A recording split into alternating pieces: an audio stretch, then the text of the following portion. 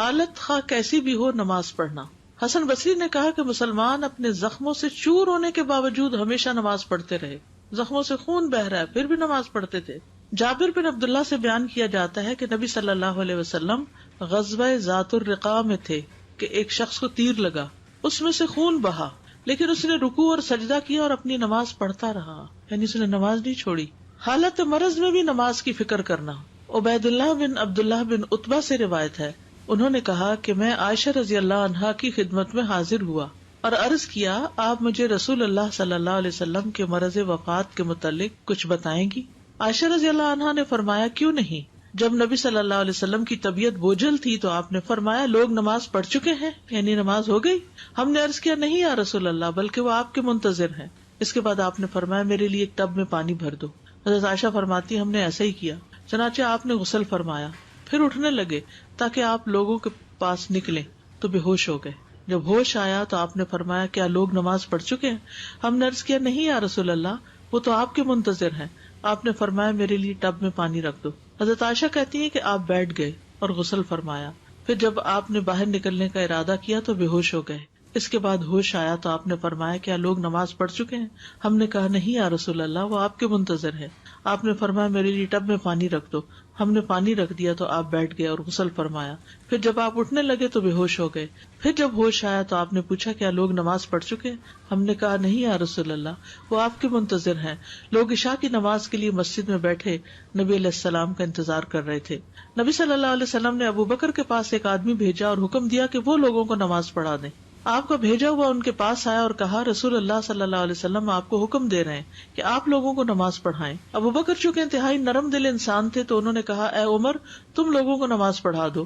عمر رضی اللہ عنہ نے ان سے کہا, آپ اس کے زیادہ حقدار ہیں. چنانچہ ابو بکر نے ان دنوں لوگوں کو نمازیں پڑھائیں.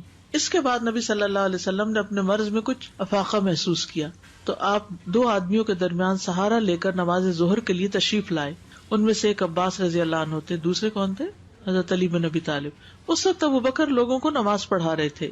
جب ابو بکر رضی اللہ عنہ نے آپ کو دیکھا تو پیچھے ہٹنے لگے, مگر آپ نے ان کی طرف اشارہ کیا کہ پیچھے نہ ہٹیں. پھر آپ نے فرمایا, مجھے ان کے پہلو میں بٹھا دو. چنانچہ ان دونوں نے آپ کو ابو بکر رضی اللہ عنہ کے پہلو میں بٹھا دیا. کہتے ہیں اس وقت ابو بکر رضی اللہ عنہ نبی صلی اللہ علیہ وسلم کی اقتداء میں نماز پڑھ رہے تھے, جبکہ لوگ ابو بکر کی اقتداء میں نماز ادا کر رہے تھے اور نبی صلی اللہ علیہ وسلم بیٹھے ہوئے تھے. وہ آہستہ اللہ اکبر کہتے ہوں گے نا, تو پھر حضرت ابو بکر اس کو دہرا رہے تھے. تو اس حدیث سے آپ دیکھیے کیا پتہ چلتا ہے کہ بے ہوشی بھی ہو تب بھی نماز نہیں چھوڑنا, نماز سے راحت پانا. عبداللہ بن محمد بن حنفیہ کہتے ہیں کہ میں اور میرے والد انصاریوں میں ہمارے سسرالیوں کے ہاں کسی کی عیادت کے لیے گئے, بیمار کو پوچھنے. تو نماز کا وقت ہو گیا تو اس نے اپنے گھر والوں میں سے کسی کو کہا, اے لڑکی, میرے لیے وضو کا پانی لاؤ, شاید میں نماز پڑھ لوں تو راحت پاؤں. اب یہ بیمار ہے, جو بیمار ہے وہ کہہ رہے ہیں پانی لاؤ نماز پڑھوں. کہتے ہیں ہم نے ان کا یہ جملہ پسند نہ کیا تو انہوں نے کہا, میں نے رسول اللہ صلی اللہ علیہ وسلم کو سنا ہے, آپ فرماتے تھے, اے بلال اٹھو, ہمیں نماز کے ساتھ راحت پہنچاؤ. وہ عادت کرنے گئے ہیں, وہ پاس بیٹھے ہیں, نماز کا وقت ہو گیا, وہ کہتے پانی لاؤ تاکہ میں آرام پاؤں نماز سے. کاش ہمیں بھی یہ احساس ہوتا کہ نماز آرام دینے والی ہے, سکون دینے والی ہے. ہم اور چیزوں میں سکون ڈھونڈ رہے ہیں جبکہ سکون نماز میں ہے. مریض کے لیے خوشخبری, مریض کو خیر و بھلائی ملنا. رسول اللہ صلی اللہ علیہ وسلم نے فرمایا, جب کوئی بندہ بیمار ہوتا ہے یا سفر میں جاتا ہے تو اس کے وہ تمام عمل لکھ دیے جاتے ہیں جو وہ حالت قیام اور تندرستی میں کرتا تھا. عبداللہ ابن عمر سے مروی ہے, کہتے ہیں کہ نبی صلی اللہ علیہ وسلم نے فرمایا, مسلمانوں میں سے جو بھی اپنی کسی جسمانی آزمائش میں مبتلا ہوتا ہے تو اللہ تعالیٰ اس کے محافظ فرشتوں کو یہ حکم دیتا ہے جو اس کی حفاظت کرتے ہیں. فرماتا ہے کہ میرے اس بندے کے ہر ایک دن اور ایک رات کے عوض میں اتنی ہی بھلائی لکھ دو جو وہ کیا کرتا تھا جب تک یہ میری اس پکڑ میں بندھا ہوا ہے. یعنی جب تک یہ اس بیماری میں ہے اس کے لیے وہ پچھلا سارا اجر لکھو جو یہ صحت کے زمانے میں کام کرتا تھا. سبحان اللہ, جو شخص جوانی میں عبادت کرتا رہے اگر بڑھاپے میں وہ ہمت نہ رہے تو اللہ تعالیٰ بڑھاپے میں بھی اس کا اجر دیتے رہیں گے. کمزوری ہے, اس طرح اٹھا نہیں جاتا, وہ سارے جو ارکان ہیں وہ صحیح طور پہ ادا نہیں ہوتے, گھٹنے بیٹھ گئے, نیچے بیٹھ کے نہیں پڑھ سکتے, زیادہ دیر قیام نہیں کر سکتے. سلسلہ صحیحہ کی حدیث ہے, جب مسلمان آدمی بیمار ہوتا ہے تو اللہ تعالیٰ اعمال لکھنے والے فرشتوں سے کہتے ہیں, یہ بندہ اپنی صحت مندی میں جو بہترین اعمال کرتا تھا ان کے مطابق اس کا اجر و ثواب لکھتے جاؤ. یہاں تک کہ میں اسے شفا عطا کر دوں. یعنی جب تک بیمار ہے اجر لکھا جاتا رہے. فرشتوں کی ہم نشینی ملنا.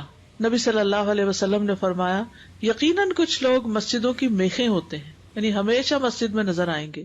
فرشتے ان کے ہم نشین ہوتے ہیں. اگر وہ غائب ہوں تو فرشتے انہیں تلاش کرتے ہیں. اگر وہ بیمار ہو جائیں تو ان کی عیادت کرتے ہیں، اور اگر کسی کام میں مصروف ہوں تو ان کی مدد کرتے ہیں. کئی دفعہ آپ بھاری سے بھاری مشکل سے مشکل کام آپ کو یوں لگتا ہے جیسے آسان ہو گیا، جلدی ہو گیا. اور جو لوگ دور دور سے ڈرائیو کر کے آتے ہیں اور ماشاءاللہ تھکتے نہیں، لیکن مسجدوں کی میخیں بننے والی بات ہے نا. استقامت اختیار کرتا ہے نا جب ایک انسان. کئی دفعہ لوگ آپ سے پوچھتے ہیں آپ تھکتے نہیں؟ آپ روز گھر سے جاتے ہیں، آپ روز اتنا سفر کرتے ہیں. ہم تو گھر کے کام کر کے ہی تھک جاتے ہیں، تو آپ باہر بھی کرتے ہیں، گھر میں بھی کرتے ہیں، تو آپ واقعی نہیں تھکتے. کیوں نہیں تھکتے؟ اللہ کی مدد ہوتی ہے. وہ جو خوشی آپ کو ملتی ہے اللہ کے ذکر کی مجلس میں، تو اس سے ایک اور انرجی مل چکی ہوتی ہے انسان کو. مریض کے لیے نماز کے واجبات کی ادائیگی کا قاعدہ. جس طرح ممکن ہو اسی طرح نماز پڑھنا. عمران بن حسین رضی اللہ عنہ کہتے ہیں کہ مجھے بواسیر کا مرض تھا، پائلز تھے، تو میں نے نبی صلی اللہ علیہ وسلم سے نماز کے بارے میں دریافت کیا. آپ نے فرمایا کھڑے ہو کر نماز پڑھو، اگر تمہیں اس کی بھی طاقت نہ ہو تو بیٹھ کر ادا کرو، اور اگر اس کی بھی طاقت نہ ہو تو پہلو کے بل لیٹ کر پڑھ لو. یعنی کرسی پہ نہیں بیٹھ سکتے، چارپائی پہ نہیں بیٹھ سکتے تو لیٹ جاؤ، سائڈ پہ پڑھ لو. نماز کے جس رکن کو ادا کرنے کی طاقت ہو وہ ادا کرنا واجب ہے. مثلا آپ قیام کر سکتے ہیں لیکن رکوع نہیں کر سکتے تو قیام کر لیجئے. آپ قیام نہیں کر سکتے لیکن رکوع کر سکتے ہیں تو رکوع کر لیجئے. آپ قیام اور رکوع کر سکتے، سجدے میں نہیں جا سکتے تو قیام اور رکوع تو پراپر کیجئے. سجدے کے لیے آپ کرسی پہ بیٹھ کے اشاروں سے نماز پڑھ لیجئے. اسی طرح بعض اوقات قیام نہیں ہوتا، جیسے رمضان میں قیام ہوتا ہے نا، قیام اللیل، تو آپ کیا کرتے ہیں کچھ دیر کھڑے رہتے ہیں پھر بیٹھ جاتے ہیں. لیکن رکوع اور سجدہ آپ کر سکتے ہیں، تو رکوع اور سجدہ کرتے جائیں. یہ نہیں کہ ایک دفعہ بیٹھے تو ہر چیز بیٹھ کے کر رہے ہیں. تو یہ یاد رکھیے کہ نماز کا جتنا رکن آپ ادا کر سکتے ہیں، اگر سارا وقت کھڑے نہیں ہو سکتے، آدھا بھی ہو سکتے تو آدھا کھڑے ہو جائیں پھر بیٹھ جائیں. لیکن جب رکوع کا ٹائم ہے تو کھڑے ہو جائیں پھر رکوع کر لیں.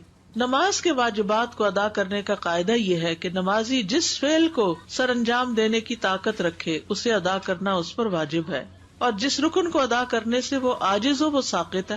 جو کر ہی نہیں سکتے، ہم بعض اوقات ایسے تو گھٹنے اکڑ جاتے ہیں، تو آپ پوری طرح جلسہ استراحت میں پوری طرح پیچھے نہیں بیٹھ سکتے، یعنی آگے اکڑو سے ہو کے بیٹھے ہوئے ہوتے ہیں. کوئی بات نہیں، یہ نہیں کہ اٹھتے ہی دوبارہ سجدے پہ چلے گئے، نہیں، جتنا رک گئے، ٹیڑھے رکے، سیدھے رکے، جتنی استطاعت ہے. فاتقوا اللہ ما استطعتم. لہٰذا جو شخص قیام کرنے سے عاجز ہو تو وہ قیام کی حالت میں کرسی پر بیٹھ سکتا ہے، لیکن رکوع اور سجدہ اس کی اصل صورت میں ہی کرے گا. جیسے قیام سے عاجز ہے کوئی، جیسے لمبی نماز میں مثلا، تو قیام میں کرسی پہ بیٹھ جائے لیکن رکوع اور سجدہ اصل صورت میں کرے، یعنی پھر اٹھ کے آرام سے رکوع بھی کرے، سجدے میں بھی جائے. اگر وہ قیام میں کھڑا ہو کر نماز ادا کرنے کی استطاعت رکھتا ہے اور اس کے لیے رکوع اور سجدہ کرنا مشکل ہے تو وہ کھڑے ہو کر نماز پڑھے گا اور رکوع اور سجدے کے وقت کرسی پر بیٹھ جائے گا اور اپنے سجدوں میں اپنے رکوع سے زیادہ جھکے گا. یہ نوٹ کر لیجیے کس طرح کرسی پہ پڑھے گا، اپنے سجدوں میں رکوع سے زیادہ جھکے گا، یعنی بیٹھے بیٹھے ہی رکوع کرے گا کم جھک کر، اور جب سجدہ کرے گا بیٹھے بیٹھے تو زیادہ جھکے گا. قیام سے معذور شخص پر سجدہ اور رکوع کرنا لازم ہے. اگر وہ عذر کی وجہ سے قیام ترک کرے تو اس وجہ سے اس کے لیے اپنے سجدوں اور اپنے رکوع کے لیے کرسی پر بیٹھے رہنا جائز نہیں، وہ تو اٹھے اور کرے، جسے پہلے میں نے عرض کیا. علقمہ بن وقاص سے روایت ہے، انہوں نے کہا میں نے عائشہ رضی اللہ تعالی عنہا سے پوچھا جب رسول اللہ صلی اللہ علیہ وسلم بیٹھ کر 2 رکعتیں پڑھتے تو کیا کرتے تھے، جب بیٹھ کے نماز پڑھتے تھے تو کیا کرتے تھے؟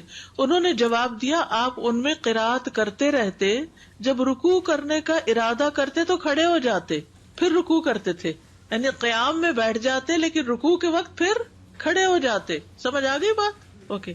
سجدہ اور رکوع سے معذور شخص پر قیام کرنا لازم ہے، یعنی اگر کوئی شخص کھڑا تو ہو سکتا ہے لیکن رکوع اور سجدے میں نہیں جا پاتا تو کم از کم قیام ضرور کرے. کچھ لوگ ہوتے ہیں قیام کر سکتے ہیں لیکن وضو کیا، جا کے ڈھک کرسی میں بیٹھ گئے اور وہی سارا پڑھا. نہیں، اگر آپ کھڑے ہو کے کھانا پکا سکتے کچن میں تو نماز میں آ کے کیوں بیٹھ گئے؟ پھر وہ کبھی کہتے ہیں کہ ہمارے لیے بیٹھنا اٹھنا مشکل تو ہے لیکن اجر بھی ہے. صبح فجر کے وقت بیڈ سے بھی تو اٹھتے ہیں نا ہم. پھر اسی طرح یہ ہے کہ کرسی کو پکڑ کے اٹھ جائیں اگر ویسے نہیں اٹھ سکتے. ویسے بھی تو نماز کے لیے ٹیک لگا کے اٹھتے ہیں نا ہاتھوں کی، ٹھیک ہے نا. تو فاتقوا اللہ ما استطعتم، جتنی استطاعت ہے اتنا کام کرتے جاؤ.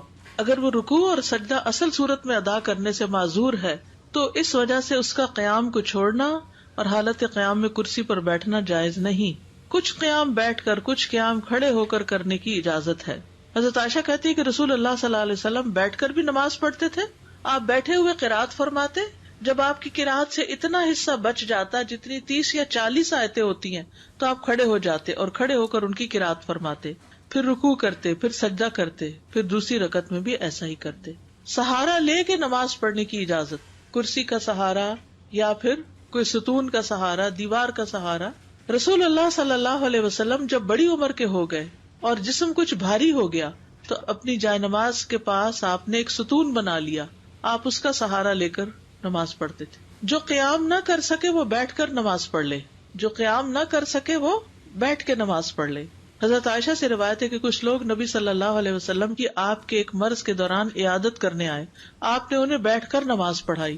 شوکانی کہتے ہیں کہ اگر کوئی شخص کسی عذر کی بنا پر قیام کی استطاعت نہ رکھے تو بیٹھ کر نماز ادا کر لے، اور جو شخص عذر کی بنا پر بیٹھنے سے بھی قاصر ہو وہ پہلو کے بل لیٹ کر نماز ادا کر لے.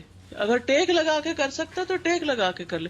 کچھ ایسے معذور ہو جاتے ہیں نا کہ جو بیٹھ نہیں پاتے، بزرگ ہوتے ہیں، تو ان کو ٹیک لگوا دے. ابن تیمیہ کہتے ہیں کہ مسلمان اس پر متفق ہے اگر نمازی نماز کے بعض واجبات مثلاً قیام یا قرات یا رکوع یا سجود یا سطر چھپانے یا قبلہ رخ ہونے وغیرہ کی ادائیگی سے عاجز ہو تو یہ واجب اس سے ساقط ہو جاتے ہیں. جو کر نہیں سکتا وہ تو ٹھیک ہے، لیکن جو کر سکتا نماز کا کوئی بھی حصہ اس کو کر لیا جائے، یہ بیسک قاعدہ. یہ اگر بات سمجھ آ جائے تو بہت سے سوالوں کا جواب آپ خود بھی دے سکتے ہیں. بیٹھ کر رکوع اور سجدہ کرنے کا طریقہ ابن عمر سے مروی ہے، وہ کہتے ہیں رسول اللہ صلی اللہ علیہ وسلم اپنے ایک بیمار ساتھی کی عیادت کے لیے نکلے، میں بھی آپ کے ساتھ تھا. جب اس کے پاس پہنچے تو کیا دیکھتے کہ وہ ایک لکڑی پر نماز پڑھ رہا ہے اور سجدہ کرتے وقت اپنی پیشانی اس پر ٹیکتا ہے. آپ صلی اللہ علیہ وسلم نے اس کی طرف اشارہ کیا تو اس نے لکڑی کو پھینک دیا اور اس نے تکیہ پکڑ لیا. تو رسول اللہ صلی اللہ علیہ وسلم نے فرمایا اس کو بھی ہٹا دو، یعنی تکیے کو. اگر تم استطاعت رکھتے ہو تو زمین پہ سجدہ کرو، نہیں رکھتے تو اشارے سے پڑھو اور اپنے سجدوں کو اپنے رکوع سے زیادہ جھکاؤ. یعنی تکیے، تختے، کسی چیز پہ پڑھنے کی ضرورت نہیں، ٹیبل پہ کسی بھی چیز پہ سر رکھنے کی ضرورت نہیں. اور یہ حدیث یاد رکھیے. عبدالعزیز بن باز کہتے ہیں کہ زمین یا کرسی پر بیٹھ کر نماز ادا کرنے کے لیے واجب ہے کہ وہ سجدہ کرتے وقت اپنے رکوع سے زیادہ جھکے، بس یہ یاد رکھیے. لیکن سجدے کی حالت میں اس کے لیے واجب ہے کہ اگر استطاعت ہو تو زمین پر ہاتھ رکھے اور رکوع میں دونوں گھٹنوں پر، یعنی جیسے نیچے بیٹھ کے کوئی پڑھ رہا ہے تو رکوع کے وقت کیا کرے، گھٹنوں پر ہاتھ رکھ لے، اور سجدے کے وقت کیا کرے، زمین پر ہاتھ رکھ لے. لیکن کوئی لکڑی اور بینچ اور یہ کچھ بھی رکھنے کی ضرورت نہیں. اگر زمین تک نہیں جاتا تو جہاں تک ہاتھ انگلیاں لگتی ہیں تو اتنی لگا لے تاکہ رکوع اور سجدے میں اشارے میں فرق ہو. لیکن اگر استطاعت نہ ہو تو اپنے ہاتھ گھٹنوں پر ہی رکھے، جیسا کہ نبی صلی اللہ علیہ وسلم سے ثابت ہے کہ مجھے 7 ہڈیوں پر سجدہ کرنے کا حکم دیا گیا ہے. پیشانی، اور آپ نے ناک کی طرف اشارہ کیا، دونوں ہاتھ، دونوں گھٹنے اور پاؤں کی انگلیاں. اور جو شخص ایسا کرنے سے عاجز ہو اور کرسی پر بیٹھ کر نماز ادا کرے تو اس میں کوئی حرج نہیں. یعنی زمین پہ نہیں بیٹھ سکتا تو کیا کرے، کرسی میں بیٹھ جائے. فاتقوا اللہ ما استطعتم، نبی صلی اللہ علیہ وسلم نے فرمایا اذا امرتکم بامر فاتوا منہ ما استطعتم، جب میں تمہیں کسی چیز کا حکم دوں تو تم اپنی استطاعت کے مطابق اس پر عمل کرو. رکوع اور سجود میں کمر جھکانے کا طریقہ، اگر کوئی شخص کمر جھکا ہی نہیں سکتا، بعض لوگوں کی بیک کی سرجری ہوتی ہے، جھکا ہی نہیں سکتے، تو وہ سر جھکا لے، گردن ہی جھکا لے. اور اگر اس کی کمان کی طرح پہلے سے ہی دوہری ہو تو ایسا لگتا ہے کہ رکوع کی حالت میں ہے تو جب وہ رکوع کا ارادہ کرے تو تھوڑا اور جھکے. بعض لوگوں کا کب نکل جاتا ہے نا، کبڑا جیسے ہوتا ہے، اس کی کمر پہلے ہی ایسے ہے تو وہ کیا کرے، تھوڑا سا اور سر جھکا لے. کر سجدے کی حالت میں جتنا اس کے لیے ممکن ہو اپنے چہرے کو زمین کی طرف اور زیادہ قریب کرے، جتنا ممکن ہو نیچے تک جائے سجدے میں. یاد رکھیے کرسی پر بھی بیٹھے ہوئے جتنا آپ جھک سکیں جھکتے جائیں. اب صف میں کرسی رکھنے کا طریقہ، کرسی کو صف میں رکھنے کے متعلق علماء نے بیان کیا کہ جو شخص بیٹھ کر نماز ادا کرتا ہے اس کے لیے اس کی پشت معتبر ہوگی، چنانچہ نہ تو وہ صف سے آگے ہو نہ پیچھے ہو. مقعد وہ حصہ ہے جس پر جسم کا انحصار ہے، یعنی کرسی اس طرح رکھے کہ لائن میں اس کے کندھے دوسروں کے ساتھ لگ رہے ہیں، پاؤں نہیں. کیا رکھے، کندھے، سر یہ برابر ہونا چاہیے. اس لیے اگر نمازی ابتدا سے اختتام تک کرسی پر بیٹھ کر نماز ادا کرے گا، یعنی اول سے آخر بیٹھا ہی ہے، جیسے بہت سے بزرگ ہوتے ہیں نا، وہ کھڑے ہی نہیں ہوتے، بیٹھا ہی بیٹھا ہے، تو وہ اپنے بیٹھنے والی جگہ کو صف کے برابر کر دے گا. یعنی یہ جگہ صف کے برابر ہو جائے گی اور پاؤں کہاں ہوں گے؟ آگے نکلے ہوئے ہوں گے. اور اگر وہ کھڑا ہو کر نماز ادا کرے گا اور صرف رکوع سجدے کے وقت کرسی پر بیٹھے گا تو اس میں کھڑا ہوتے وقت صف میں برابر کھڑا ہوگا. کرسی پیچھے جائے گی، پھر کرسیاں الگ رکھی جائیں گی تاکہ وہ دوسروں کے لیے تکلیف کا باعث نہ بنے. عین بیچ میں کرسی نہیں رکھے کہ پیچھے والا کیا کرے گا. اور کرسی بھی ایسے جو آگے پیچھے ہو سکتی ہو. کامن سینس ہے بالکل. اپنی پوری کوشش کے ساتھ جتنا کر سکتے ہو کر لو. انسان کو خوب پتا ہوتا ہے جی بالکل. اور پھر اس کو یہ بھی پتا ہوتا ہے کہ یہاں میں نے کیا تو پیچھے والے کا کیا ہوگا. مجھے سائڈ پہ چلے جانا چاہیے جہاں پیچھے والے کو تکلیف نہ ہو. مریض کے لیے نمازوں کو جمع کرنے کی رخصت ہے. بعض مریض ایسے ہیں کہ وہ بے ہوشی میں چلے جاتے ہیں بار بار، یا اور اس طرح کے مسائل ہوتے ہیں. نمازیں قریب قریب وقت میں ہوتی ہیں، بار بار وضو کرانا، بار بار تیمم کرانا مشکل ہوتا ہے. مریض کے لیے جائز نہیں کہ وہ نماز کو اس کے وقت سے مؤخر کرے، اس وجہ سے کہ وہ طہارت حاصل کرنے سے عاجز ہے، بلکہ اسی قدر طہارت حاصل کر لے جو اس کے لیے ممکن ہے، پھر نماز کو اس کے وقت پر ہی ادا کرے، اگرچہ اس کے جسم، اس کے لباس اور اس کی جگہ پر ایسی نجاست ہو جسے صاف کرنے سے وہ عاجز ہو. جیسے بھی حالات ہوں، کسی بھی حال میں نماز چھوڑنا جائز نہیں، بلکہ مکلف پر واجب ہے کہ اپنے تمام حالات میں، اپنی تندرستی میں بھی، اپنی بیماری میں بھی نماز کی شدید خواہش رکھے، کیونکہ نماز اسلام کا ستون ہے اور شہادتین کے بعد تمام ارکان میں سب سے بڑا رکن ہے. کسی مسلمان آدمی کے لیے فرض نماز کو چھوڑنا جائز نہیں یہاں تک کہ اس کا وقت نکل جائے، خواہ وہ بیمار ہی ہو، جب تک کہ اس کی عقل قائم ہے، بلکہ اس کے لیے نماز کو اپنی طاقت کے مطابق وقت پر ادا کرنا لازم ہے.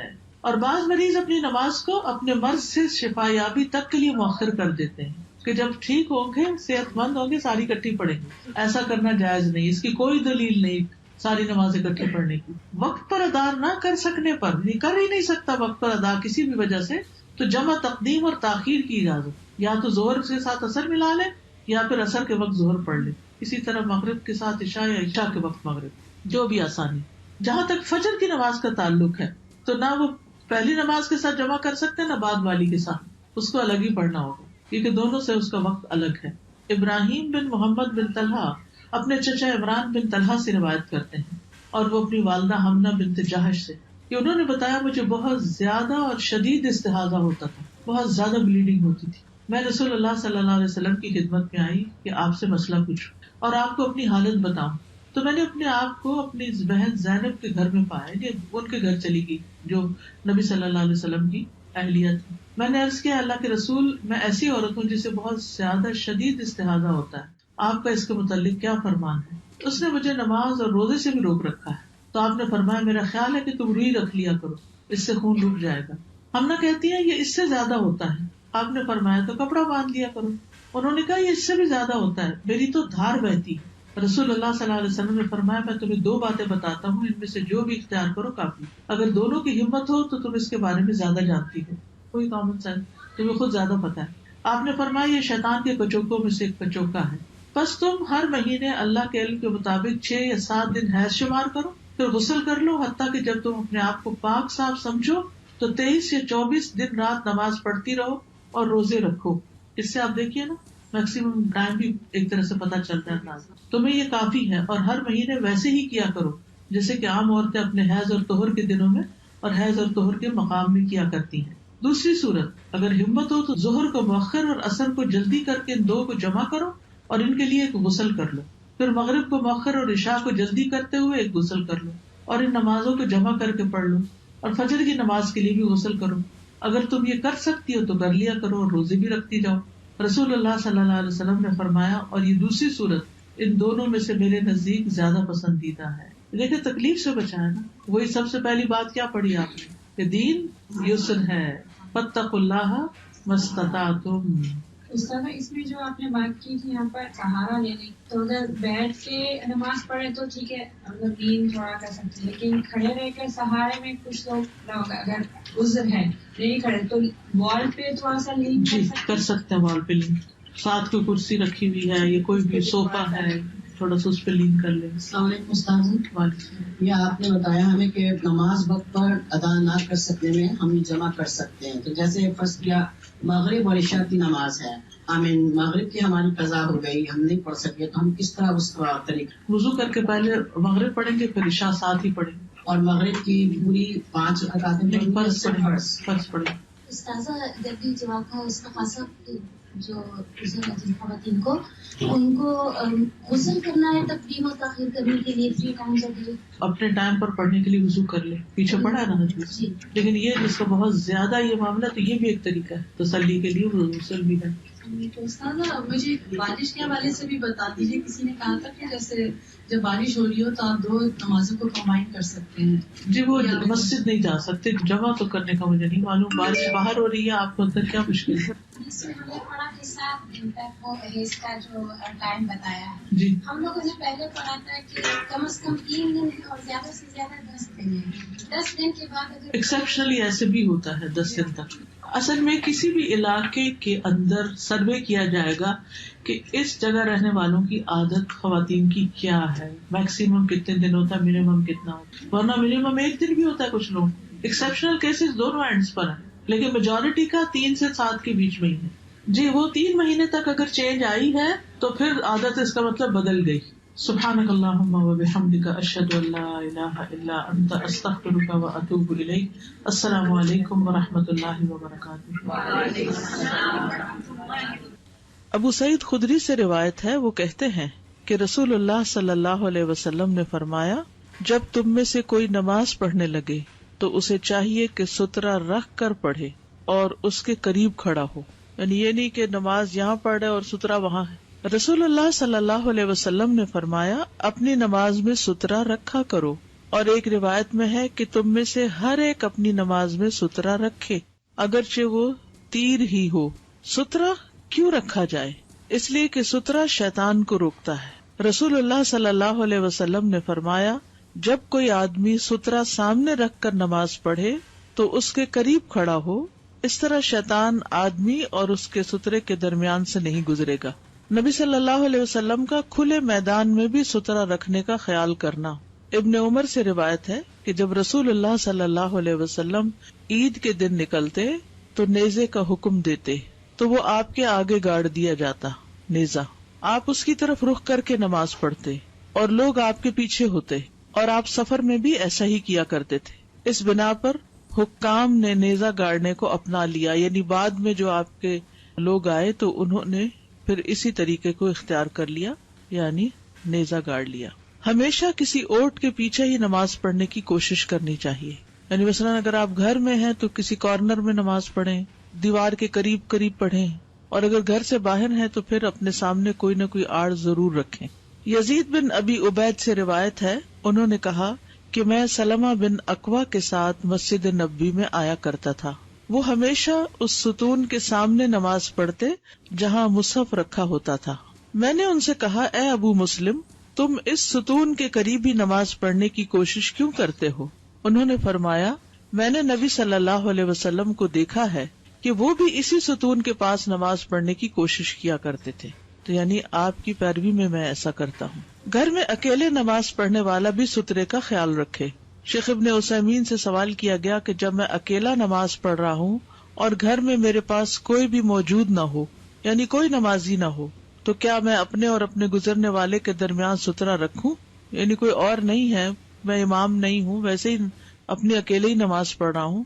تو انہوں نے جواب دیا, جب انسان گھر میں یا جنگل میں اکیلا ہو اور اس کو اس بات کا خوف نہ ہو کہ کوئی بھی اس کے سامنے سے گزرے گا, تو یعنی علماء نے اس میں اختلاف کیا ہے کہ اس وقت سترہ رکھنا مسنون ہے یا نہیں, اور راجح بات یہی ہے کہ وہ سترہ رکھے گا اگرچہ اسے کسی گزرنے والے کا خوف نہ ہو, کیونکہ سترہ رکھنے کے فائدوں میں سے یہ ہے کہ سترہ نظر کو دائیں بائیں گھمانے سے روکتا ہے. تو گویا سترہ ایک ذریعہ ہے نماز میں خشوع پیدا کرنے کا, نمازی کو فوکس کرنے کا کہ یہ تمہاری حد ہے, اس سے آگے نہیں دیکھو, اس کے آگے نہیں جاؤ. اب سترے کی مقدار کتنی ہو, کتنا بڑا ہو, وہ صحیح مسلم کی روایت میں آتا ہے کہ پالان کی پچھلی لکڑی کے مثل. اگر آپ کبھی اونٹ کے اوپر ہودج رکھا ہوا دیکھیں تو پیچھے درمیان میں بیلنس کرنے کے لیے وہ ایک لکڑی سی رکھی ہوئی ہوتی ہے جس کے ساتھ ہلکی سی ٹیک بھی لگ سکتی ہے, تو اس لکڑی کے برابر. یہ لکڑی عموماً اتنی ہوتی ہے, ایک ہاتھ کے برابر, کونی سے لے کے بڑی انگلی تک یہاں بیچ میں, ٹھیک ہے. ابو ذر غفاری رضی اللہ عنہ سے روایت ہے, انہوں نے کہا کہ رسول اللہ صلی اللہ علیہ وسلم نے فرمایا, جب تم میں سے کوئی نماز کے لیے کھڑا ہو پھر اس کے سامنے پالان کی پچھلی لکڑی کے برابر کوئی چیز ہوگی تو وہ اسے سترا مہیا کرے گی، اور اگر اس کے سامنے پالان کی پچھلی لکڑی کے برابر کوئی چیز نہ ہو تو گدھا، عورت اور سیاہ کتا اس کی نماز کو قطع کر دیں گے، یعنی نماز ختم کر دیں گے اس کی، کیونکہ یہ تینوں چیزیں انسان کی توجہ اپنی طرف لے جاتی۔ میں نے کہا ابو ذر، سیاہ کتے کی لال کتے یا زرد کتے سے تخصیص کیوں ہے؟ انہوں نے کہا، میرے بھتیجے، میں نے بھی رسول اللہ صلی اللہ علیہ وسلم سے یہی سوال کیا تھا جو تم نے مجھ سے کیا، تو آپ نے فرمایا تھا سیاہ کتا شیطان ہوتا ہے، یعنی اس کی خاص حکمت تھی، اور اس کا گزرنا اصل میں کیا ہے کہ وہ نمازی کی نماز میں شبہ ڈالنا چاہتا ہے، یا اس کی خشوع اور خضوع جو ہے اس میں خلل ڈالنا چاہتا ہے۔ سترے کی لمبائی، امام نووی کہتے ہیں کہ حدیث میں نمازی کو اپنے آگے سترا رکھنے کا کہا گیا ہے، اور اس چیز کا بیان ہے کہ سترے کی کم از کم مقدار پالان کی لکڑی ہے اور وہ بازو کی ہڈی جتنی ہوتی ہے، یعنی کونی تک۔ ابن قدامہ رحمہ اللہ کہتے ہیں سترے کی لمبائی 1 ذراع یا اس جیسی مقدار ہے۔ امام احمد سے مروی ہے کہ وہ ذراع کی ہڈی کی مقدار ہے۔ عطا کہتے ہیں پالان کے پچھلے حصے کی لکڑی 1 ہاتھ یا اس سے کچھ زیادہ ہوتی ہے، یعنی بازو کا یہ ہوتا ہے نا کہ وہ ناپ کے تھوڑی بنائی جاتی کہ اتنی بنانی ہے، تو ایک اندازہ ہی ہے، تھوڑی کبھی اونچی کبھی نیچی بھی ہو سکتی ہے، اور ظاہر یہ ہوتا ہے کہ یہ مقدار تقریباً ہے، تحدید کے لیے نہیں، یعنی کوئی حد نہیں مقرر کی گئی، اس سے بڑا بھی ہو سکتا ہے اور اس سے کچھ چھوٹا بھی ہو سکتا ہے، اس لیے کہ نبی صلی اللہ علیہ وسلم نے پالان کی پچھلی لکڑی کو مقدار بنایا ہے، اور پالان کی پچھلی لکڑی لمبے اور چھوٹے ہونے میں مختلف ہوتی ہے۔ کیا ہوتی ہے؟ مختلف ہوتی ہے، کبھی وہ 1 ذراع ہوتی ہے اور کبھی اس سے چھوٹی، تو جو اس ذراع کے قریب قریب ہو اسے سترا بنایا جا سکتا ہے۔ ذراع سے کیا مراد ہے؟ ذراع سے مراد کوہنی سے لے کر درمیانی انگلی تک کا حصہ ہے، کوہنی سے لے کے درمیانی انگلی تک کا، مڈل فنگر تک کا حصہ ہے۔ شیخ وہبہ الزہیلی حفظہ اللہ کہتے ہیں کہ فقہی اعتبار سے جو ذراع مقصود ہے وہ ہاشمی ذراع ہے، جو 61.2 سینٹی میٹر ہے، یعنی بنو ہاشم قبیلے کے لوگوں کی اوسط قامت کے مطابق، یعنی مراد اس سے یہ ہے کہ ان کے قد و کاٹ ذرا مختلف تھے باقی قبائل کی نسبت، تو اس کی طرف اشارہ ہے۔ کچھ نہ ملنے پر کسی چھوٹی چیز کو سترا بنانا، یعنی اگر آپ کے پاس اتنی چیز نہیں ہے تو پھر آپ کیا کریں، جو بھی ملے پھر وہ رکھیں۔ سفیان ابن عیینہ کہتے ہیں کہ میں نے شریک کو دیکھا کہ انہوں نے ہمیں ایک جنازے کے اجتماع میں عصر کی نماز پڑھائی تو اپنے سامنے اپنی ٹوپی رکھ لی۔ سترے میں مسنون تو یہی ہے کہ اس کی مقدار 1 ہاتھ کے برابر ہو، لیکن اگر کوئی چیز میسر نہ ہو تو اس سے کم بھی کفایت کر جائے گی۔ ٹھیک ہے۔ نیزے کو سترا بنانا، عبداللہ بن عمر رضی اللہ عنہما سے روایت ہے کہ نبی صلی اللہ علیہ وسلم کے لیے نیزہ گاڑ دیا جاتا تھا اور آپ اس کی طرف رخ کر کے نماز پڑھتے تھے۔ اون بن ابی جحیفہ سے روایت ہے، کہتے ہیں میں نے اپنے والد سے سنا، انہوں نے کہا رسول اللہ صلی اللہ علیہ وسلم دوپہر کے وقت ہمارے پاس تشریف لائے تو آپ کے لیے وضو کا پانی لایا گیا، آپ نے وضو کیا اور ہمیں ظہر اور عصر کی نماز پڑھائی، جبکہ آپ کے سامنے چھوٹا نیزہ تھا، عورتیں اور گدھے نیزے کے آگے سے گزر رہے تھے۔ یہ 2 باتیں اس لیے کی گئی کہ پچھلی حدیث سے کیا پتہ چلتا ہے کہ اگر عورت مرد مصلی کے آگے سے گزرے تو اس کی نماز ٹوٹ جاتی، لیکن اگر سترا رکھا ہوا ہو اور اس کے پار سے گزر رہی ہیں عورتیں اپنے کام کاج سے، آ رہی ہیں جا رہی ہیں، اگر باہر ہے گھر کے، مثلاً رستے میں ہے، کسی سڑک پر ہے، کسی پارک میں ہے، یا پھر یہ کہ گھر کے اندر بھی خواتین ہیں، تو ایسی صورت میں اگر سترا رکھا ہوا تو کوئی بھی گزر سکتا ہے، اس سے نماز میں خلل نہیں آئے گا۔ سواری کو سترا بنانا، ابن عمر رضی اللہ عنہما سے روایت ہے کہ نبی صلی اللہ علیہ وسلم بوقت ضرورت اپنی سواری کو سامنے کر کے بٹھا لیتے اور اس کی طرف منہ کر کے نماز پڑھتے۔ نافع سے مروی ہے کہ وہ ابن عمر رضی اللہ عنہما سے روایت کرتے ہیں کہ نبی صلی اللہ علیہ وسلم اپنی سواری کو چوڑائی میں بٹھا دیتے، اپنی سواری کو چوڑائی میں بٹھا دیتے، پھر اس کی طرف منہ کر کے نماز پڑھتے۔ نافع کہتے میں نے کہا یہ بتائیے کہ اگر سواری کے اونٹ اپنی جگہ سے اٹھ جاتے، جس کو بٹھایا ہوا اٹھ ہی گیا، تو آپ کیا کرتے تھے؟ ابن عمر نے فرمایا صورت میں آپ پالان کو اپنے سامنے کھڑا کر لیتے، اس کی پچھلی لکڑی کی طرف رخ کر کے نماز پڑھتے۔ ابن عمر بھی ایسا ہی کیا کرتے۔ انسان کو سترا بنانا، کبھی ایسا ہوتا ہے نا کہ آپ کو کہیں سے لازماً گزرنا ہوتا ہے، تو اب آپ 2 لوگ ہیں تو آپ ایک کو سترا بنا لے اور دوسرا گزر جائے، جب دوسرا گزر جائے تو پھر پہلا بھی وہاں سے ہٹ جائے۔ اس میں کوئی حرج نہیں کہ نمازی آدمی کسی نماز پڑھنے والے کو یا بیٹھے ہوئے کو یا لیٹے ہوئے شخص کو اپنا سترہ بنا لے. بیٹھے ہوئے اس طرح جیسے آپ نے مسجد میں نماز پڑھی، فرض پڑھنے کے بعد اگلی صف والا شخص تو بیٹھ کے کیا پڑھ رہا ہے؟ اذکار کر رہا ہے، اور پچھلے نے سنتیں شروع کر دی. تو اب آپ اذکار والے کے پیچھے سے نہیں گزریں گے، آگے سے گزر جائیں گے. وہ اذکار والا جو ہے وہ سنت پڑھنے والے کے لیے سترہ بنا ہوا ہے. ٹھیک ہے. اسی طرح اگر کوئی لیٹا ہوا ہے تو اس لیٹے ہوئے کے پار سے گزریے، نمازی کی طرف سے نہیں، اس کے دوسری طرف سے گزر کے جائیے. یعنی اس میں کوئی حرج نہیں کہ نمازی آدمی کسی نماز پڑھنے والے کو یا بیٹھے ہوئے کو یا لیٹے ہوئے شخص کو اپنا سترہ بنا لے، کیونکہ سترے کا مقصد یہ ہے کہ نمازی کے آگے سے گزرنے سے روکا جائے اور نگاہ کی بھی حفاظت کی جائے. کیونکہ جب انسان بہت سی ایکٹیویٹی اپنے سامنے دیکھتا ہے نا، کوئی آ رہا ہے کوئی جا رہا ہے، تو ادھر گیا تو اس کے پیچھے خیال چلا گیا، ادھر کوئی گزرا، کوئی کچھ کھا رہا ہے، کوئی بچہ آ گیا، کوئی کچھ، تو انسان کی توجہ نماز میں نہیں رہتی. لیکن جب ایک رکاوٹ اس نے کھڑی کی ہوئی ہے تو اس کا مطلب یہ کہ میری یہ لمٹ ہے، اس کے آگے مجھے نہیں دیکھنا. نبی صلی اللہ علیہ وسلم کی زوجہ عائشہ رضی اللہ عنہا سے مروی ہے، کہتی ہے کہ میں رسول اللہ صلی اللہ علیہ وسلم کے سامنے سویا کرتی اور میرے دونوں پاؤں آپ کے قبلے کی جانب ہوتے.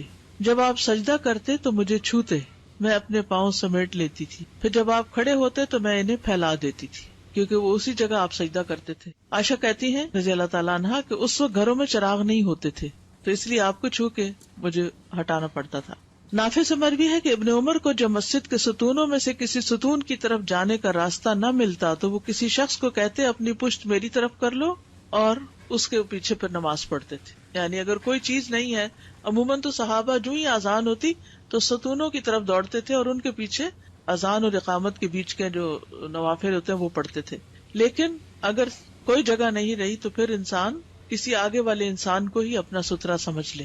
اب سوال یہ پیدا ہوتا ہے کہ نمازی اور سترے کے بیچ میں کتنا فاصلہ ہونا چاہیے. سہل بن سعد رضی اللہ عنہ سے روایت ہے، کہتے ہیں کہ رسول اللہ صلی اللہ علیہ وسلم کی جائے نماز اور دیوار کے درمیان اس قدر فاصلہ ہوتا کہ بکری گزر سکتی تھی. یعنی ایک شخص سجدے میں ہے اور اس کے آگے سے بکری گزر سکتی ہے، اس کے پار سترا ہوگا. یعنی بالکل سر کے ساتھ سترا نہیں ہوگا، تھوڑے فاصلے پر ہوگا، ذرا سا آگے. یعنی نمازی جب سجدہ کرے تو سجدے کے آگے سے بکری گزر سکے، اس کے بعد سترا رکھا جائے. عبداللہ بن عمر رضی اللہ عنہما جب کعبہ کے اندر داخل ہوتے تھے تو داخل ہوتے ہی سامنے کی طرف بڑھتے چلے جاتے اور بیت اللہ کے دروازے کو اپنی پشت کی طرف کر لیتے تھے. پھر آگے بڑھتے یہاں تک کہ جب ان کے اور سامنے والی دیوار کے درمیان تقریباً 3 ہاتھ کا فاصلہ رہ جاتا تو نماز پڑھتے.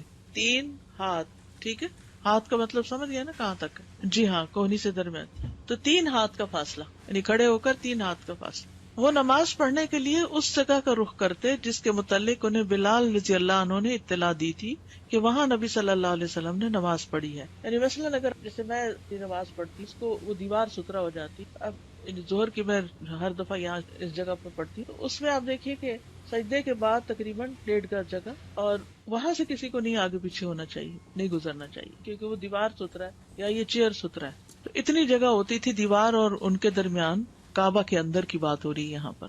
ابن عمر فرماتے ہیں کہ ہم میں سے کسی کے لیے اس بات میں کوئی مذائقہ نہیں کہ وہ بیت اللہ کے جس گوشے میں چاہے نماز پڑھے. امام کا سترہ سب کا سترہ ہے. عبداللہ بن عباس رضی اللہ عنہما نے فرمایا کہ میں ایک گدھی پر سوار ہو کر آیا اور میں اس وقت بلوغت کے قریب پہنچا ہوا تھا، اور رسول اللہ صلی اللہ علیہ وسلم منا میں دیوار کے علاوہ کسی اور سترے کی طرف رخ کر کے لوگوں کو نماز پڑھا رہے تھے.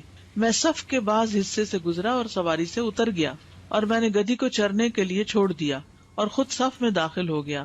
بس کسی نے بھی اس سلسلے میں مجھ پر اعتراض نہ کیا، کیونکہ آپ صلی اللہ علیہ وسلم کے آگے سترہ رکھا ہوا تھا تو ہر نمازی کے آگے سترے کی ضرورت نہیں تھی. امام کا سترہ سب کو کافی ہو جاتا ہے. جزاک اللہ خیرن کثیرن. بہت ساری الجھنیں تھیں جو آج انشاءاللہ دور ہو جائیں گی. سب سے ضروری بات تو یہ کہ میں یہ سوچتی تھی کہ نمازوں کی صفیں کھڑی ہوتی ہیں تو ہم جب ایک آدمی ہمارے سامنے کھڑا نماز پڑھ رہا ہے تو ہماری نماز ہو جاتی ہے، اور اگر جب ہم اکیلے نماز پڑھتے ہیں یا مسجد میں لوگ اور بھی ہیں اور لوگ سامنے سے گزرتے ہیں تو ہمیں یہ خیال ہوتا ہے نمازیوں کی اس کو کیسے روکیں.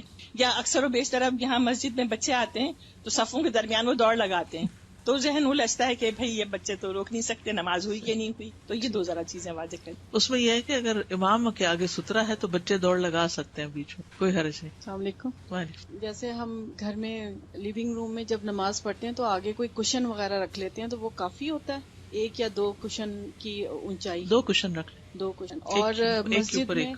مسجد میں جب ہم جاتے ہیں تو جب نفل وغیرہ پڑھ رہے ہوتے ہیں یا سنتیں، تو اس وقت آگے سے لوگ بھی گزر رہے ہوتے ہیں تو ہمارا آگے پرس رکھا ہوا ہوتا ہاں ہے، ٹھیک ہے، وہ کافی ہو جاتا ہے. کیونکہ اس جگہ اب کہیں سے کرسی لا کے تو آپ رکھ نہیں سکتے. ہاں جی. اگر کوئی پلر وغیرہ ہے تو پلر کے پیچھے کھڑے ہو جائیں، اگر پلر کے پیچھے نہیں تو پھر آپ آگے اپنے خود انتظام کر لیں جو چیز بھی آپ کے پاس میسر ہے. میں بھی یا جہاں عید کی نماز ہوتی ہے کہ جوتے آگے رکھے ہوتے ہیں، کوئی حرج نہیں، اگرچہ پسندیدہ نہیں، لیکن اب لوگوں کو یہ بھی مسئلہ ہوتا ہے کہ کہاں چھوڑیں، کیونکہ آپ سب کے ساتھ یہ تجربہ ہو چکا ہوگا کہ آپ نے جہاں بھی چھپا کے رکھے وہاں سے مزید چھپ گئے. استاذہ جو سوئے ہوئے انسان کا سترہ وہ تھوڑی سی وضاحت کر تو دیں. جیسے بچہ پلنگ پہ لیٹا ہوا ہے اور آپ پلنگ کے پاس ہی نماز پڑھ رہے ہیں تو کوئی حرج نہیں، لیٹا رہے. تو اس کے اور اپنے درمیان کوئی چیز رکھنے کی ضرورت نہیں، نہیں، بس آپ کے آگے سے کوئی گزرے گا نہیں. انسان آگے لیٹا ہوا ہو اور ہم اس کے پیچھے. جی ہاں، پڑھ سکتے. کوئی بھی چیز رکھ سکتے ہیں نماز پڑھنے کے لیے. جی ہاں. اگر کسی شخص کو بیٹھے ہوئے کو بنایا ہے آپ نے سترہ، تو اس کی آپ کی طرف پیٹھ ہونی چاہیے، پیٹھ ہونی چاہیے، فرنٹ نہیں ہونا چاہیے. السلام علیکم استاذہ جی. ابھی ہم نے پڑھا کہ اگر مرد کے سامنے سے کوئی عورت گزر جائے بغیر سترے کے تو اس کی نماز ٹوٹ جاتی. تو یوزولی ہم جب نماز پڑھتے تو ہمارے اگر سترہ نہیں رکھا تو عورتیں گزر جاتی ہیں تو پھر عورت کی بھی نماز ٹوٹ جاتی ہے، نہیں ہوتی. یہ نہیں کہا گیا. جیسے سواری سامنے سے چلی گئی تو کوئی شخص بیٹھا ہے وہ اٹھ کے چلا گیا تو پھر ہم کیا کچھ ہاتھ سے اٹھا کے رکھ سکتے ہیں؟ رکھ سکتے. جزاک اللہ. السلام علیکم استاد جی. میں نارملی کچن میں جو ٹیبل ہے کھانے کا اس پہ کرسی پہ بیٹھ کے پڑھتی ہوں اور کافی فاصلہ ہوتا ہے کہ میں سجدہ کر سکوں کیونکہ میں کرسی پہ بیٹھتی ہوں. تو یہ جو میرا ٹیبل ہے کچن کا وہ سترہ ہے میرا؟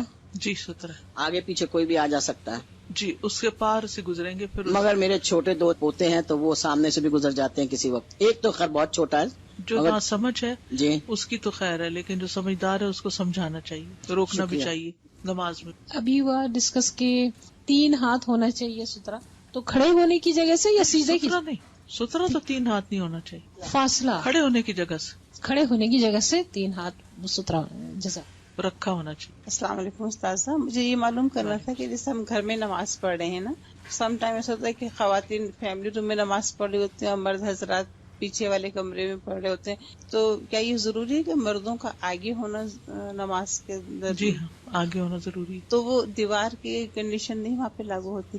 جیسے دیوار ہونے بیچ میں دیوار ہوتی ہے، آدمی یوزلی جہاں وہ لوگ بیٹھے ہوتے ہیں وہ لوگ وہیں پڑھنا پسند کرتے ہیں، خواتین آگے بیٹھی ہوتی ہیں تو وہ آگے پڑھ لیتی ہیں. نہیں، آگے تو نہیں ہو سکتی نماز ان کی، اپنی اپنی پڑھ لینا، پھر جماعت نہیں ہو سکتی، اپنی اپنی پڑھیں گے چاہے دیوار بھی ہو بیچ میں. جی مرد کا آگے ہونا ضروری نہیں. اگر تو آپ اپنی اپنی نماز پڑھ رہے ہیں اور وہ الگ کمرے میں بیٹھے ہیں، آپ الگ کمرے میں بیٹھے ہیں، تو جہاں مرضی پڑھیں.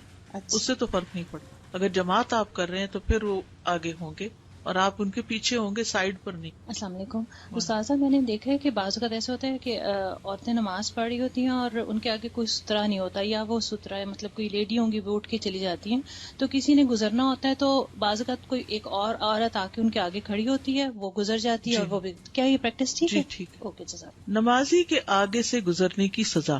بصر بن سعید رضی اللہ عنہ روایت کرتے ہیں کہ زید بن خالد نے انہیں ابو جہیم کی طرف بھیجا کہ ان سے نمازی کے سامنے سے گزرنے والے کے متعلق پوچھیں کہ انہوں نے رسول اللہ صلی اللہ علیہ وسلم سے اس کے متعلق کیا سنا ہے. ابو جہیم نے کہا، رسول اللہ صلی اللہ علیہ وسلم نے فرمایا، اگر نمازی کے سامنے سے گزرنے والا یہ جانتا کہ اس پر کس قدر گناہ ہے تو وہ آگے سے گزرنے کی بجائے وہاں 40 تک کھڑے رہنے کو پسند کرتا.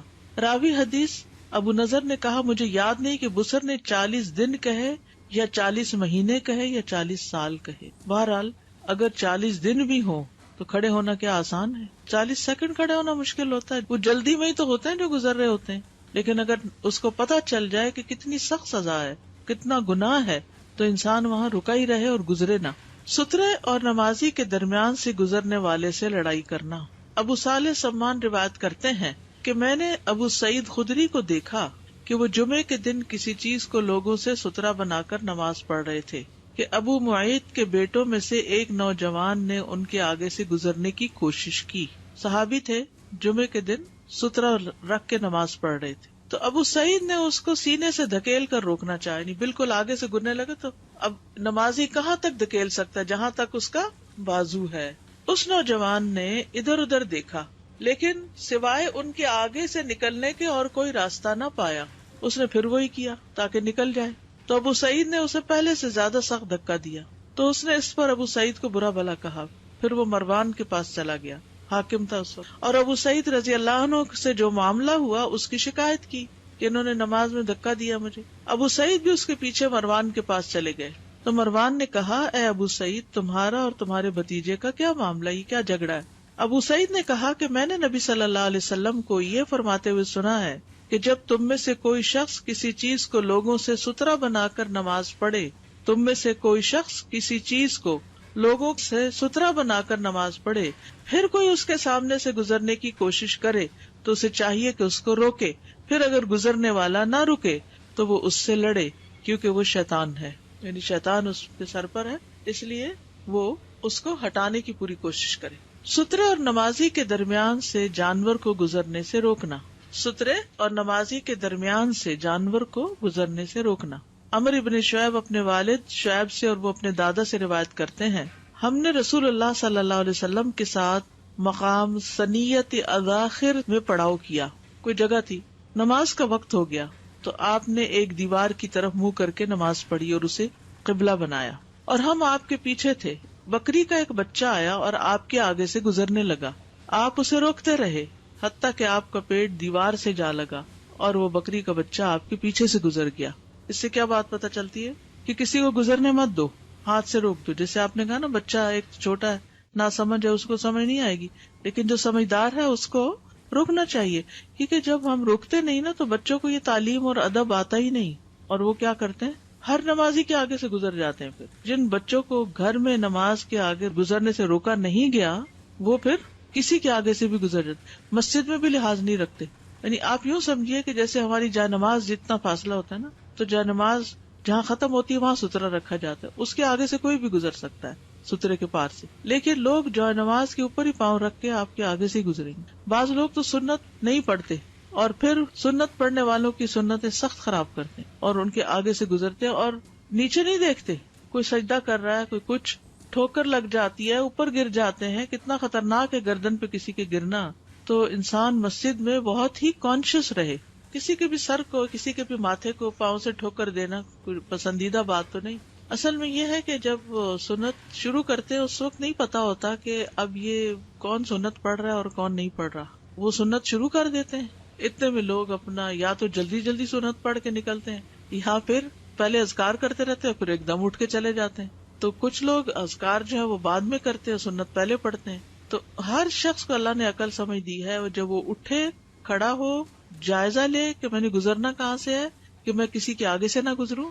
کیونکہ دو لوگوں کے بیچ میں سے تو آپ سیدھا سیدھا سیدھا گزر سکتے، تھوڑا آگے زگ زیگ ہو کے، لیکن پورا کراس کر کے کسی کو نہیں گزر سکتے، اور نہیں گزرنا چاہیے. سترے کے پیچھے سے گزرنے والے کی پرواہ نہ کرنا، یعنی اگر سترے کے پار سے کوئی گزر رہا ہے تو گزرتا رہے.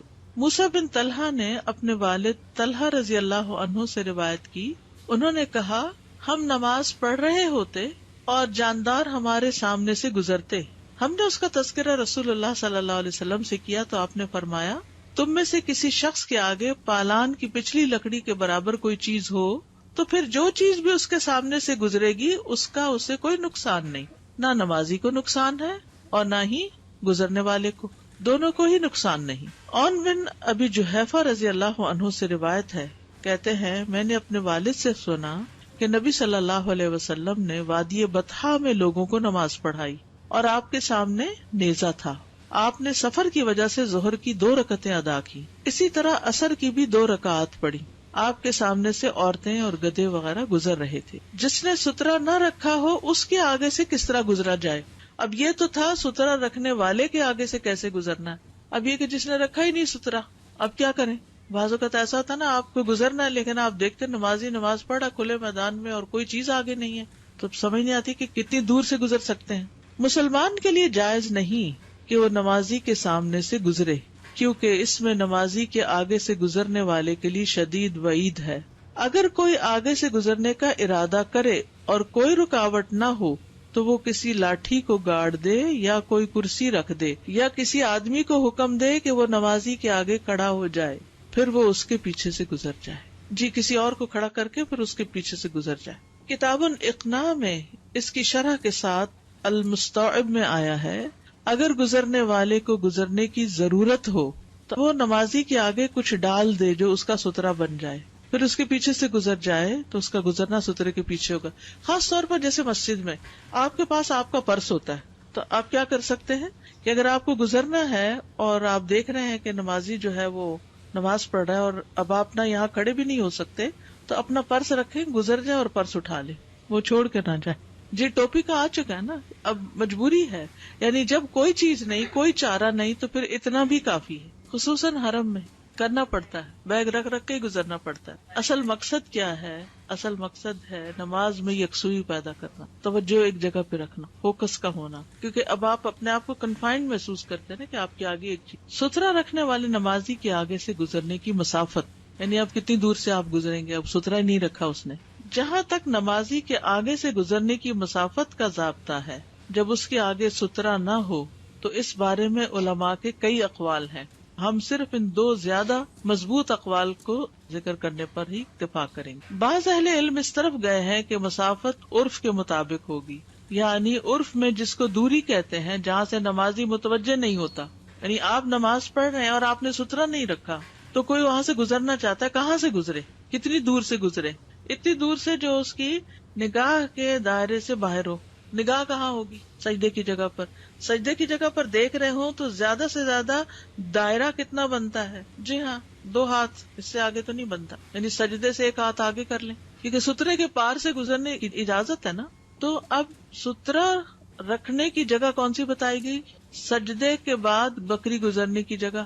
تو اس کا مطلب یہ ہے کہ سجدے کی جگہ پر آپ کی نگاہیں ہیں، اس سے 1 ہاتھ اور آگے کر لیجئے، اس کے پار سے آگے سے بندہ گزر سکتا ہے. تو شیخ ابن باز کہتے ہیں جب گزرنے والا دور ہو کر اس نمازی کے آگے سے گزرے جس نے اپنے آگے سترا نہ رکھا ہو تو وہ گناہگار ہونے سے بچ جائے گا، کیونکہ جب وہ اس سے عرف کے مطابق دور ہو کر گزرے گا تو اس کے آگے سے گزرنے والا نہیں کہلائے گا، جیسے کہ سترے کے آگے سے گزرنے والا گناہگار نہیں ہوتا.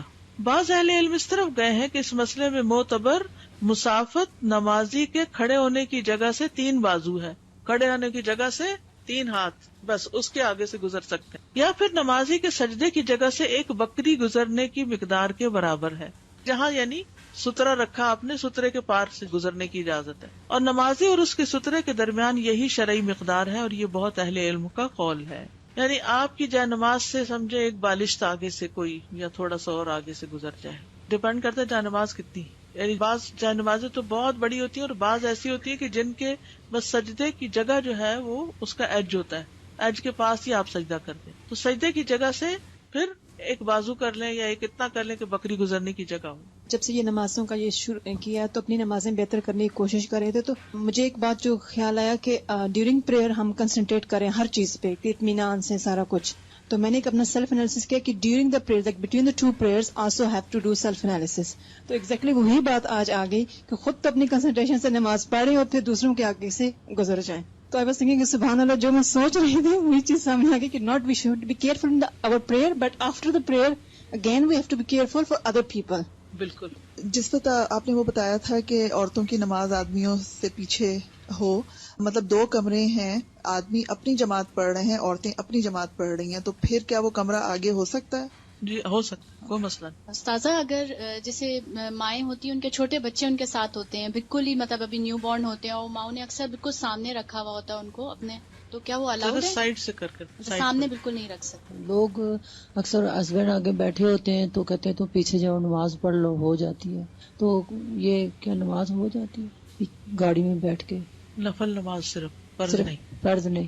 اساتذہ جب ہم وہاں جاتے ہیں عمرہ کرنے یا حج پہ، تو وہ حتیم میں جب نماز پڑھتے ہیں تو وہ وہاں پہ تو بالکل بھی اتنا دھکا مکا ہوتا ہے اور بالکل آگے سے گزر رہے ہوتے ہیں، تو کیا وہ وہاں پہ پھر گناہ ملے گا؟ وہاں پہ گزرنے والوں کو ملے گا، خود نہیں گزرنا چاہیے، جانا ہی نہیں چاہیے ایسے جگہ پر جہاں دیکھے کہ نہ سترے کا اہتمام ہے نہ کسی اور چیز. وہاں پہ تو کوئی بھی ستھرا نہیں رکھتا، اور تو پھر گناہ کمانے تو نہیں جانا. اگر خالی ملے تو چلے جائیں، نہیں ملے تو صبر کر لیں. عورتیں مردوں سے دھکم پیل کر رہی ہیں، بال نوچے جا رہے ہیں، دوپٹہ اتر رہا ہے، توجہ بالکل بھی نہیں ہے، فائدہ نہیں. عبادت کا مقصد ہی ختم ہو گیا. اساتذہ ہمارے گھر میں بلی ہے، وہ بالکل میرے آگے سے گزر جاتی. بلی جو ہے اس کے گزرنے سے نماز میں خلل نہیں آتا. اور میری بلی جو تھی وہ تو جیسے چھوٹے بچے ہوتے نا، جو ہی میں نماز شروع کرتی تو وہ بھاگ کے آ جاتی، اور کبھی چادر کھینچ رہی ہے، کبھی جا نماز سے کھیلنا شروع کر دیا، کبھی اس کے اوپر بیٹھ کے پنجوں سے اس کو نوچنا شروع کر دیا، کبھی کچھ کبھی کچھ. پھر میں کسی کو پاس بٹھاتی تھی کہ اس کو پاس نہیں آنے دینا،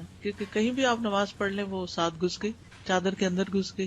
چھوٹے بچے اور بلی کا ایک ہی حساب ہے. السلام علیکم. میرے پاس کوشچن ہے، جب ہم نماز پڑھ رہتے ہیں اور ہم وہ بچہ کے ہمارے جب ہم سجدہ کرتے جا کے بیٹھ جائے تو ہم کیا کر سکتے تب؟ جب تک وہ اٹھے نا سجدے میں رہے، کہیں گر نہ. دیکھیں نا، آپ اچانک آپ اٹھیں گے وہ گر بھی سکتا ہے، چوٹ لگ سکتی. یہ میں پوچھی جب ہم سجدہ کرنے لگے اور وہ ادھر بیٹھا ہو آلریڈی، ایک ہاتھ سے ہٹا دیں. Thank you. السلام علیکم. میں جیسے نماز کے لیے جاب پہ ہوتی ہوں تو یا تو کرسی پہ پڑھ لو تو یا پھر باہر جا کے تو میں گاڑی میں پڑھ لیتی تھی، تو اکثر ہی میں گاڑی میں جا کے پڑھتی رہی ہوں. تو کیا وہ نماز اب باہر پڑھنی چاہیے یا جی باہر پڑھنی، پارکنگ لاٹ میں؟ جی سامنے دیوار ہے جیسے اور نماز پڑھ رہے ہیں تو ستور رکھنا ضروری ہے، یہ بس دیوار ہے تو دیوار کافی ہے. کافی. جسے سفر کر رہے ہوتے ہیں تو اکثر جیسے امریکہ جا رہے ہیں، وہاں پہ وہ ہسبینڈ کہتے ہیں کہ اب یہاں باہر اتر کے نماز پڑھو گے تو یہاں پرابلم ہو جائے گی، کوئی اور مطلب خطرے کا سلسلہ بھی ہو سکتا ہے، تو اس کیس میں پھر بیٹھ کے پڑھ سکتے ہیں یا نہیں؟ ایسی جگہ روک لینا جہاں خطرہ نہ ہو، یعنی لوگ پبلک نہ ہو. جیسے تھوڑا سا یعنی انسان جب پلان کرے سفر تو تھوڑا دیکھ کے کرے کہ جمع کرنی ہے نمازیں، کہاں روکیں گے تو مشکل نہیں ہو. پلان کرنے سے جگہ مل جاتی. فرنٹ سیٹ پر بھی نہیں ہو سکتی نماز. نفل نماز ہو سکتی ہے، فرنٹ بیک اس سے پچھلی سب پہ ہو سکتی، لیکن فرض نماز کے لیے قیام فرض ہے. پیچھے ہم پڑھ چکے ہیں نا، کھڑا ہونا فرض ہے. اور یہ پچھلی دفعہ میں نے کرسی پہ بیٹھ کے نماز پڑھنے کا طریقہ بتایا تھا، تو اس میں نے یہ بات ذکر کی تھی، اگر کوئی شخص قیام پر قادر ہے اور بلا وجہ بیٹھ کے نماز پڑھ رہا ہے، فرض نماز باطل ہے، نماز نہیں ہوگی. نفل بیٹھ کے پڑھ سکتے ہیں لیکن فرض نماز بیٹھ کے نہیں پڑھ سکتے. جب تک آپ کھڑے ہو سکتے ہیں، آپ کی 2 ٹانگیں آپ کو اٹھا سکتی ہیں تو آپ کو کھڑے ہی ہونا ہے. الا یہ کہ آپ زمین پہ بیٹھ کے ساری نماز پڑھ رہے ہیں اور ہر وقت آپ کے لیے پھر اٹھنا بڑا مشکل ہے تو وہ اور بات ہے. ابھی انہوں نے ذکر کیا کہ جب ہم امریکہ جاتے ہیں تو ٹریول کرتے ہیں تو پھر گاڑی میں نماز پڑھتے ہیں، تو میں ہمیشہ ایسے ہی کرتی تھی. لیکن جب میں نے یہ سنا تو اس کے بعد میں نے پلان کیا کہ اب میں نے باہر ہی نکل کے نماز پڑھنی ہے. تو اللہ تعالیٰ راستے ایسے بناتا ہے کہ جہاں میرے ہسبینڈ گاڑی روکتے تھے گیس لینے کے لیے تو میں اس گاڑی کے پیچھے نماز پڑھتی تھی، تو وہ میرے ساتھ کھڑے رہتے تھے اتنی دیر جب تک وہ گیس ڈلواتے. اس کے علاوہ جب ہم کبھی رکے تو میں بالکل جا نماز لے کے باہر آتی تھی. ایک دفعہ میں کار پارکنگ میں تھی تو ایک خاتون میرے ساتھ جھکتی جا رہی ہے، are you okay are you okay. حالانکہ وہاں بہت رات تھی، اور وہ پھر میرے ہسبینڈ گاڑی سے باہر آئے اور انہوں نے بولا نو شی از پریئنگ شی از فائن. سو یہ صرف میں نے اس لیے بتایا ہے کہ if you want to do it then it will be easy. اور یہ بہترین تبلیغ بھی ہے. جی جہاں خطرے کی بات ہے وہاں دوسروں کو انسپائر بھی کرتی ہے نماز، کیونکہ سجدہ جو ہے نا ہر انسان کے اندر فطرت میں رکھ دیا گیا ہے نا کہ وہ جھکے. بس استاذہ میں ایک چیز شیئر کرنا چاہ رہی تھی. آج سترے کے بیان سے سبحان اللہ نماز سے محبت کا ایک نیا احساس جو ہے وہ اجاگر ہوا کہ اتنی قیمتی چیز ہے یہ کہ شیطان کی پوری کوشش ہے کہ ہر طرف سے اسے ضائع کروا دے، اور ہمیں ہر ممکن کوشش کرنی ہے کہ ہم اسے بچا لیں.